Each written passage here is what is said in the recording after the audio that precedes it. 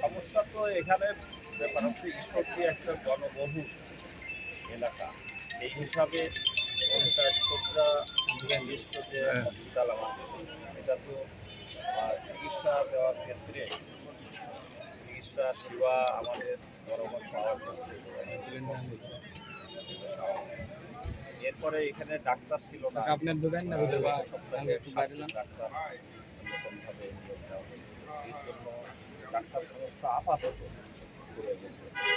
আর কিছু অসুবিধা তো আছেই এখানে, যেমন পাহারাদার নেই, এই জন্য এখানে লোকজনের চলাচল, চিকিৎসার মানে যারা চিকিৎসা নিতে আসে তাদের চলাচলের অসুবিধা, এগুলির ব্যাপারে আমি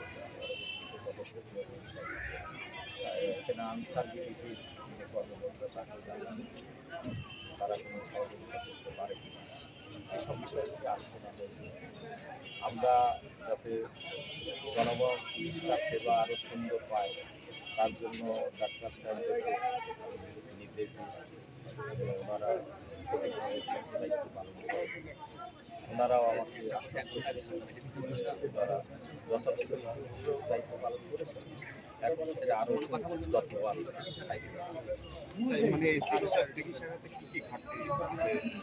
অনেক বিষয়ে ঘাটতি আছে এখানে, যেমন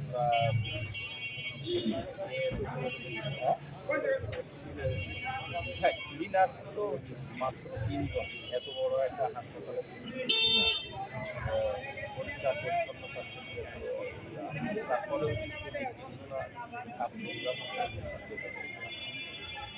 এরপরে একটা রোগী বয়স্ক কর্মটি নাই, আপনার কর্মটি এখানে আমাদের একজন নেতা পৌর খাবার গোলাম আজম সাহেব, উনি বললেন যে আমি থাকতেই একটা কর্মকর্তা লাগাবো। এইভাবে ডাক্তারের কোনো সংকট আছে না, ডাক্তারের সংকট ছিল, এখনো সংকট আছে, কিন্তু 7 জন আসার পরে এখন আর ওনারা ফিল করছেন যে মোটামুটি আমরা কাজ চালিয়ে নিতে পারি। এই হাসপাতালে অনেক রোগী আসলে পরে ওষুধ ঠিক মতো পায় না, এরকম কোনো সংকট আছে এখানে? না, ওষুধ তো একটা মানে আছে না সেটা লিমিটেশন আছে তো, সরকারের যে দেয় ওনারা তো এটা রোগীদেরকেই বিতরণ করে, ওনারা যেটা জানালেন একটা ডিও শেষ হওয়ার পরে ফাঁকা যখন থাকে তখন আর পায় না। হ্যাঁ, যখন ফাঁকা থাকে তখন তো পায়।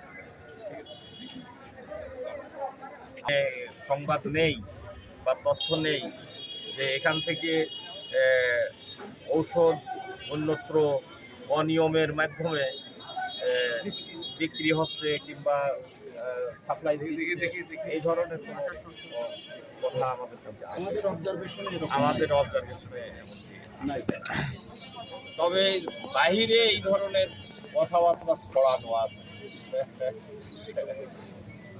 আমাদেরকে তো ডাক্তারদেরকেও তারা যাতে সুন্দরভাবে জনগণের সেবা দিতে পারেন, এটা তো আমি ওনাদেরকে তাগিদ দিয়েছি।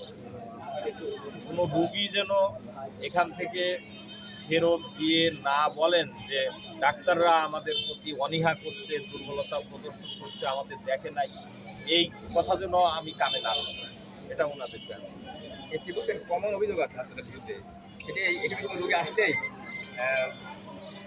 প্রাথমিক চিকিৎসা দিয়ে বলা হয় আপনার রাজশাহী অথবা পাবনা রেফার করা হয়, এইটা সমস্ত ম্যাক্সিমাম অভিযোগ করেন আমাদের কাছে।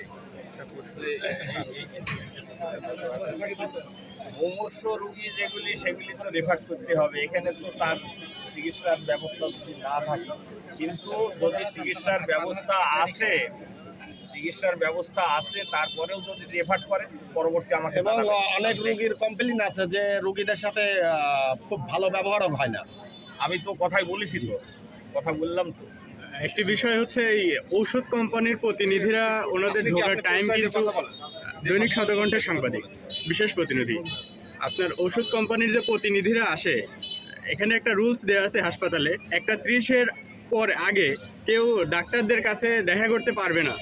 এখানে অভিযোগ আছে, আমি নিজেও প্লাস হিউম্যানিট ব্লাড ডোনার সোসাইটির রাজশাহী অঞ্চলের সভাপতি। আমি এসে দেখি ওষুধ কোম্পানির প্রতিনিধিরা ডাক্তারের ঘাড়ের উপরে অধিকাংশ সময় চেপে থাকে। সেক্ষেত্রে ডাক্তাররা চাইলেও সেই ওষুধটা লিখতে পারে না। ডাক্তাররা ওষুধ লেখার সঙ্গে সঙ্গে ওনারা প্রেসক্রিপশনের ছবি উঠায় নেয় এবং ওই ওষুধগুলোই লিখতে ডাক্তাররা অনেক সময় বাধ্য হয় কিনা, এই বিষয়টা আপনি আসলে দেখবেন কিনা জানাবেন। তাই এরকম আজকে দেখা যাচ্ছে না, এটা নিয়মিত অভিযোগ।